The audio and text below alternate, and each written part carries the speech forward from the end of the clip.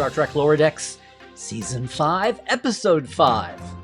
An old-fashioned bonking with a bucket.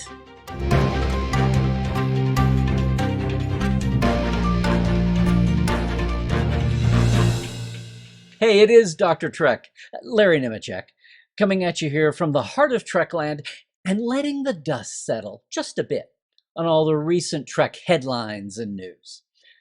But instead of a hot take or a quick take, you get a second opinion from Dr. Trek. Hey, look, I have been writing, editing, witnessing, interviewing, hosting, archiving, dot connecting, commenting, and, well, yes, fanning Star Trek for a while now. And I just want to say, you know, whether you're into the flame reds and rainbow lights of TOS, or just the scary stalker vibe of Regula 1, or the Horror Home Jaina 6, or a Borgified starship, who would have dreamed that Starbase 80 would have brought that home? Question mark, exclamation point indeed. Did you notice? Right after the opening titles, there's a spooky Sting music cue right out of a McCoy hanging corpse hunt. Hey, and if you're not keeping score at home, Starbase 80 goes back to the very 6th episode, Season 1. It was just a throwaway threat that Freeman threw out to her daughter before we knew she was her daughter. It just was an out-of-the-blue thing. I'll send you to Starbase 80. Followed immediately by the iconic, damn, Starbase 80! Question mark and exclamation point even then, yes. And thus a legend was born. Now, Mariner talks about being there, but we never saw it. I mean, her mother sent her there as punishment in the Season 3 finale, The Stars at Night. But the online Lower Decks logs say that she went there long enough just to turn in her phaser and comm badge and left. So she really wasn't there very long. She ran off with, rogue archaeologist Petra for a while. So this is really our first glimpse, finally, at infamous Starbase 80. By the way, no one has ever called a starbase SB before. No, not across all the years of Star Trek. I mean, it doesn't save any time. It's the same amount of syllables. Oh, in other words, it is such a Lower Decks thing. But hey, I love how Starbase 80, well, not only is it so old we still have flame red in our daily everywhere color palette, but I'll see you Kirk-era design everywhere and raise you Archer-era uniforms. And ugly TOS, ugly brown coveralls, okay. And our kudos this week, well, we start with the writer, Mae Darmon. Now, she's a first-year staff writer here. It's her second writing credit for Lower Decks. She had the 4th season Nick Locarno arc finale. She came over from actually serving as Mike's assistant for 4 seasons on his Solar Opposites show. I know, 4 seasons. No, a 5th. The 5th, she was on staff. And she had a credit there, too. Now, before that, she had been Mike's 2nd season assistant here. But originally, she came to Modern Trek for most of Disco Season 2 as the assistant to Alex Kurtzman. So, congrats, Mae. And our director this week, well, you'll recognize his name, Bob Suarez. This is now his 11th episode across all of Lower Decks, except for the 3rd season. And yes, he also had 10 episodes of Mike's series, Solar Opposites. Oh, big things, little things. Big thing. We actually see Cetacean Ops at work. It's not a joke. More on that later. Little thing. Because at one point when the gang is first exploring the arcade on Starbase 80, you're watching the signage and aha! Parthos, yes. As in Parthos a la Utah? Parthos a la Utah. Who could forget? Well, then boom, she said it. Akamarians, Akamar 3. Okay, fine. And then it's Lornak on the 2nd floor signage. Yeah, knife gang, all right.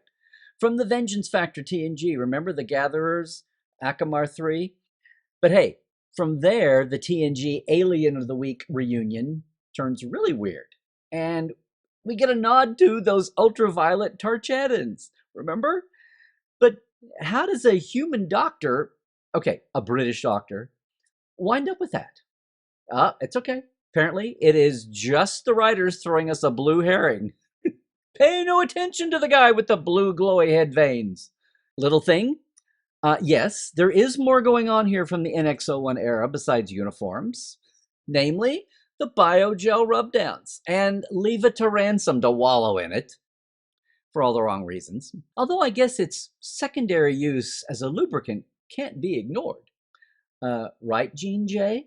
But really, this is one case where I really wish the promos hadn't spoiled this. I would have been rolling on the floor to see the decon chamber gel again. Oh, big thing, because you've been missing your Easter egg hunts here on Lower Decks? Well, there it sits on the Starbase 80 shop floor of the arcade. We could be here all day. The uniforms of long dead men, huh? There's TOS and strange new uniforms packed in like a Hero Within booth. Long dead men. Oh, there's a Exo Chief Android Monster Henchman robe. Okay, Ruck. There's Monster Maroons, there's Mirror Daggers, there's 2270s uniforms, yay, motion picture. There's an Edo Nothing. There's an original series Klingon, a TMP security helmet. There's a next-gen tube kit bag, a Voyager pad, and a ripped-off patch TOS uniform. Oh, but most of all, do not miss the pile of TOS red shirt uniforms. It's a big pile. Meanwhile, in that very TOS-looking archive room, are those cans of tape drives? Little thing. TOS phaser with a blue beam. And sound effect. Oh, big thing. Because at one point, with navs down, the questions ask, any starbases within Impulse? Oh my God. Okay, look, I know story is king, but seriously, Starbase, what about a star within Impulse? Look, gang, at full Impulse, just across one sector, 20 light years, it would take 80 years. In this case, Boimler says it's 400 years to the nearest Deep Space Six. That would be 80 times 5, 400 years. That would be 20. That's 100 light years. Even at full Impulse, it would take them 3 years to get to even the nearest star system, much less if it was anything habitable, much less if it had any facilities. Story is king. Oh, little thing. The swim uniforms, the wetsuits. I don't think we've ever seen this before. I mean, in Cetacean Ops, even here on the Cerritos, we had EV suits used the first time, and then Boimler just jumped in, uniform and all. Even back with the Aquans on the animated series, they didn't have specialty Starfleet uniforms. Oh, and one more little thing. We get a cross-section of Cetacean Ops. Yeah, it's those interconnecting big tubes. It's Matt and Kimalo's home, but it's what we saw Boimler swimming through once, remember? Plus, we get the Cetacean Ops logo. Ooh. But I do have some questions. Okay. Starbase 80 has no replicators, but are corn dogs the only thing that anybody eats anywhere? Aside from that alien food. Oh, and what are those brown barrel things along the edges of the rims of Starbase 80? Damn, Starbase 80? Okay, favorite line. I don't know, can science explain Q? Enough said. Oh, but also, biogel, I wouldn't use too much of that stuff. I think there's a reason they got rid of it. And I know there's no more seasons, but can someone please do a story with the reason why they got rid of it? Oh, okay, one more. That's why it's so retro cool. I love it. It's the buzzword of the comeback of TOS. Yay, yay, yay. Yay, mid-aughts. Yay, Enterprise fatigue. Okay, one more. It's just an old negotiating hiccup. Because apparently at the Federation, we have those. All the time. Okay, one last. A young Elorian is just a regular person. Take that, guy in Mystique. Okay, our cast and our characters. And speaking of which, Cassie Knox, diplomatic liaison. Well, good thing she is an LRN, like Guinan, because that spelling with a K and then no K on her names, according to the closed captions anyway, well, cannot be human, am I right? But how about once again, that Lordex trope of the guest cast who's totally innocent, but then turns ominous thanks to that music cue, and then turns out to be completely innocent after all. Okay, Gene Jabakowski. The engineer is Gene. Laid back, dumpy, long, lot of hair, slightly southern accent. An homage to any, science fiction franchise creator we might know. Well, in any case, that voice is from the legendary Stephen Root, who was not only live action Kavada, the Klingon from Unification, but he was also famously in news radio and, well, so many movies, including Marvin with the Red Stapler in Office Space. And Dr. Harrison Horseberry. Where did this come from? Well, the voice is Liam McIntyre, who's maybe best known in live action from Starz' old series Spartacus. I mean, can we see this guy again? Charchan DNA and all. Oh, and as I live and breathe, look who our first zombie is. It's Binger Winston Jr. I always wanted to know more about that guy, including there has to be a personal homage namesake there. And hey, if we get Binger Winston Jr., we also get a long overdue Nemecek. So Rutherford's pretty much just here to, well, do his bit, be one of the zombies that takes our heart when he goes down. But I love how his 10-minute job at the end, like Freeman's, is enough to solve half of the station's age issues. Tendy's in pretty much the same boat, but that first scene, is her voice muted? Did Noel have a cold that day? Boimler doesn't fare that much better. I mean, we find out he's a big T'Pol buff, and who wouldn't be? And that he knows that the original decon gel is infamous. It's also good to see his beard has at least 3 more hairs this week. The best new thing about Captain Freeman is she wants to go host a scatting battle. But even bigger picture, has she backslid? Is she once again so full of pride that she turns down an easy rescue? Well, the gods of drama thank you, if not Ransom. But when was the last time she and Ransom actually had an arc together, a little mini story like this? I mean, you almost forget how determined and stubborn she can be, especially when it's not even about her daughter. Is she that heroic, or is it manic? Oh, and finally, Clem. That's the tweet. Clem. Except I knew from the start that was Jerry O'Connell doing the voice. Well, what have we learned this week, kids? I think my main takeaway is, it's easy to be a fancy tricorder when you're 120 years later than the equipment you're supposedly repairing. I mean, again, Rutherford and Freeman, they spend all of 5 seconds to do these hers is a little circuit routing job. It clears up half the problems on the operations center. So here's the big question.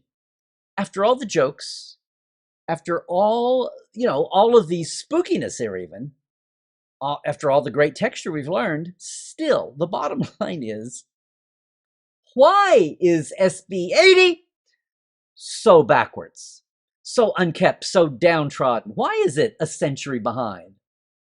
120 years, actually, or more. I mean, there's a lot of fun here. But I would like to know the answer to that basic question. And if this is really the last season, at least in lower decks form, it sounds like we're not going to get the answer. I would love for some series somewhere to at least have a throwaway mention. Can we at least have a graphic in, I don't know, the Section 31 Museum of what happened to Starbase 80 and why? Curious cadets want to know.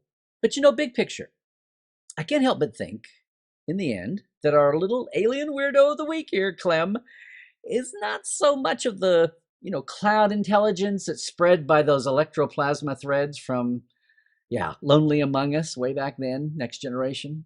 Or even Rona, the infamous plasma candle ghost. But just a good old Horta from Devil in the Dark, the misunderstood alien who's really friendly, but lack of communication, no one knows it, Trek trope. And I guess if I update my database of Trek memories, even Species 10C from Discovery Season 4. Wow, I really did that. So, who knows? If Clem stays on there long enough as the resident, totally different alien who just wants to hang out, maybe he can rise up with the best of them at that perspective on humanity niche and, be enough like a Spock or a Data or an Odo and get Starbase 80 its own series. Or at least a pilot order. Oh, one more thing. Is that whole ComBadge transmission MacGuffin an homage? Or even a poke at that Borg nanoprobe delivery plot from Picard Season 3 and Frontier Day 250? Oh, and one more thing. Where was this week's interdimensional spatial rift vortex season arc piece? Huh. Yeah. Well, I guess this is as good a place as any to sign off on this week's Second Opinion. But what do you think? Come on, here's your chance. Comment below, please. And would you like and subscribe, ring the bell, do all the things while you're here? Come on, boost the signal. I dare you to subscribe for some Star Trek sanity. Most of all, if you crave more Dr. Trek and our Trekland point of view, well, I invite you to go check out all of our podcasts, like the Trek Files from Roddenberry every week, like Cadet Alice and Dr. Trek Watch Prodigy. Yeah, our live streams like Trekland Tuesdays live every Tuesday at 1 p.m. Pacific, 4 p.m. Eastern. And of course, our experiences, Portal 47, your backstage pass every month. And our Trekland Treks day tours around Southern California of Star Trek film sites. Hey, it's all there at LarryNemecek.com. Plus our Cameo shop, plus our TeePublic shop too. All right, we'll see you back here next week for another Second Opinion. And Trek well, everybody.